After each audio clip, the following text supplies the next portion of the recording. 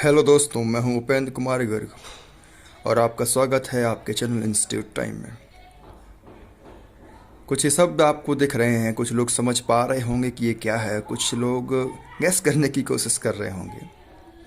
तो मैं आपको हमारे देश को चलाने के लिए, देश में व्यवस्था करने के लिए सबसे महत्वपूर्ण पुस्तिका संविधान की प्रस्तावना या उद्देशिका की बात कर रहा हूँ।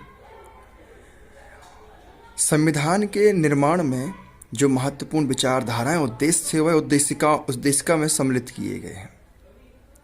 उद्देशिका ही हर संविधान के हर उस अनुच्छेद और नियम के बारे में हमें ज्ञान प्रदान करती है कि वह अनुच्छेद या नियम क्या कहना चाह रहा है।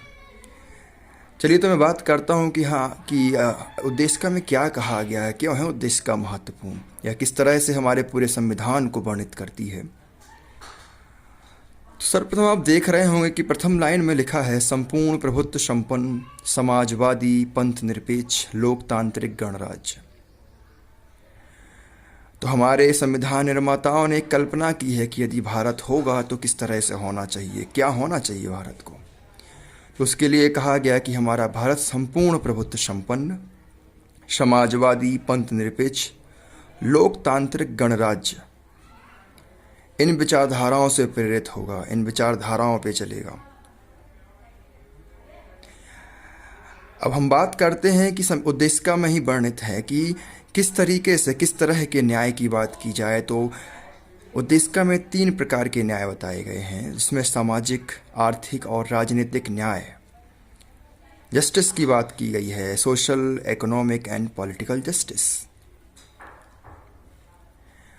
उसी उद्देशिका में आगे वर्णित है कि किस तरह की स्वतंत्रताएं, 5 प्रकार की स्वतंत्रताएं हैं जो भारत के नागरिकों को दी जाएंगी। वह क्या हैं? विचार, अभिव्यक्ति, विश्वास, धर्म व उपासना की स्वतंत्रता। आप स्वतंत्र हैं अपने विचार प्रकट करने के लिए, आप अभिव्यक्त कर सकते हैं अपनी विचारधारा सरकार के प्रति, अपने सरकार के प्रति, दूसरों व्यक्ति के प्रति, राज्य के प्रति। धर्म को आप मानने के लिए स्वतंत्र हैं। आपकी उपासना किसके प्रति है, आप उसे व्यक्त करने के लिए स्वतंत्र हैं। और सबसे महत्वपूर्ण, जो इस समय और अति महत्वपूर्ण हो सकता है, क्योंकि वर्तमान में फैली अराजकता, बेरोजगारी। तो हमारा संविधान कहता है कि प्रतिष्ठा और अवसर की समानता की बात की गई है। अवसर की समानता, भाई अवसर सभी को दिए जाने चाहिए। योग्य होगा वो प्राप्त करेगा, योग्य नहीं होगा वह पुनः प्रयास करेगा, पर अवसर दिए जाने चाहिए।